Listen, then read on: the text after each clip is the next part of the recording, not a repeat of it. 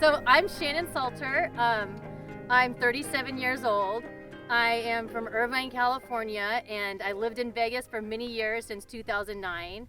I'm out here in the valley south of Pahrump off of Tacopa Road holding a vigil and observation of the destruction at the Yellow Pine Solar Facility, which is about 1 mile from here. And it's an effort to call attention to the issue, to try to interject in the conversation that we have about green energy.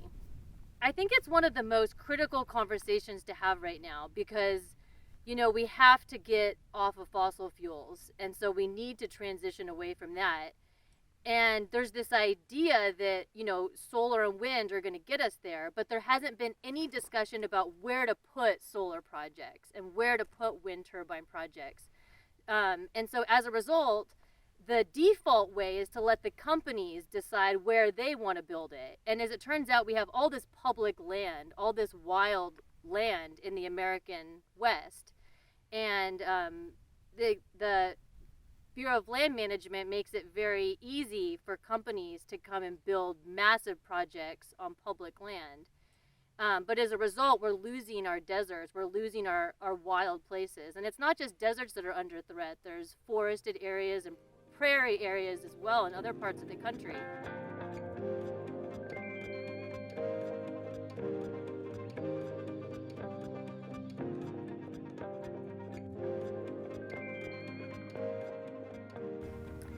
I'm Laura Cunningham, and I'm a co-founder of the nonprofit conservation group Basin and Range Watch.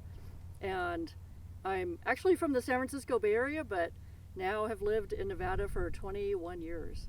Oh, we were so happy that Shannon came here and did an Occupy. There was an Occupy camp up at Thacker Pass against this giant lithium mine, and we've had ideas to do just protest camps against other very destructive, large, unfortunately, renewable energy projects. They can be really destructive too. So when Shannon dedicated her time to come out here for so many months, we were overjoyed, and Basin Range Watch has been helping support her efforts. Basin Range Watch we started about 2008, and our mission is to conserve the desert, the Mojave Desert, this beautiful landscape you see around here in Nevada and California.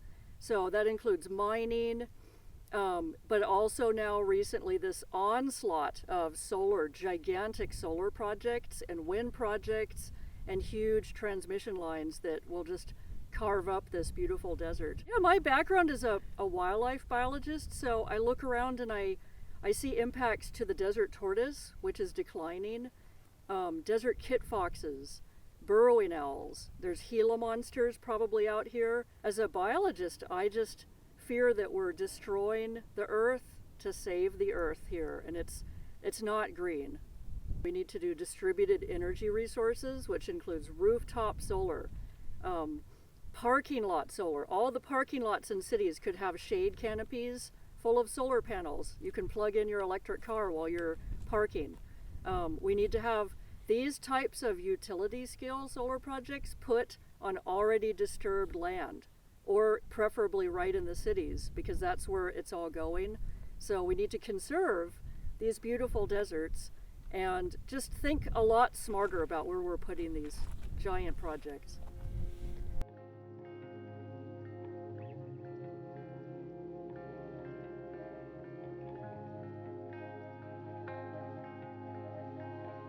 Well, my name is Kevin Emmerich, and I am the other co-founder of Basin and Range Watch, a nonprofit organization.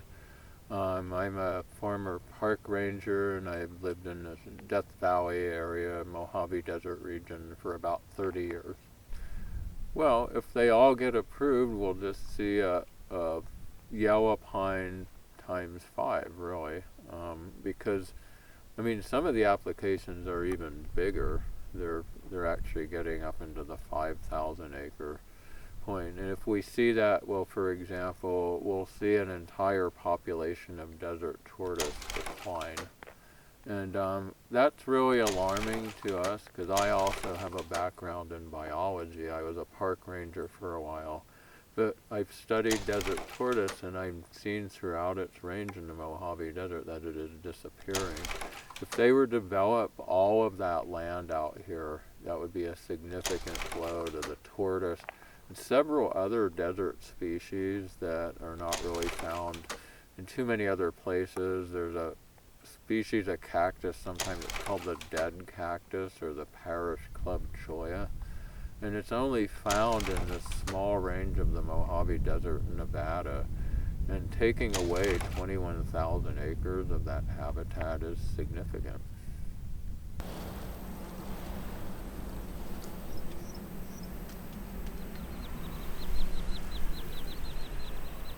If we continue on this trajectory, more and more desert valleys and all kinds of valleys will be swallowed up by massive solar and wind facilities. And as we do that, the land itself, the desert land itself, is storing carbon. So we're losing also the carbon sequestration. So perhaps in 30 years, I don't know. Well, we don't know what will happen. We'll be losing huge tracts of intact wild land, which now scientists know is necessary. It's just as necessary as transitioning, away from fossil fuels. It's just as necessary to keep wild land intact because, obviously it provides habitat for all these non-human things, and it also stores carbon in the plants and in the soils themselves. So we might actually see a reverse effect from destroying huge tracts of land. In 30 years, that could translate into exasperating the whole catastrophe of modern life.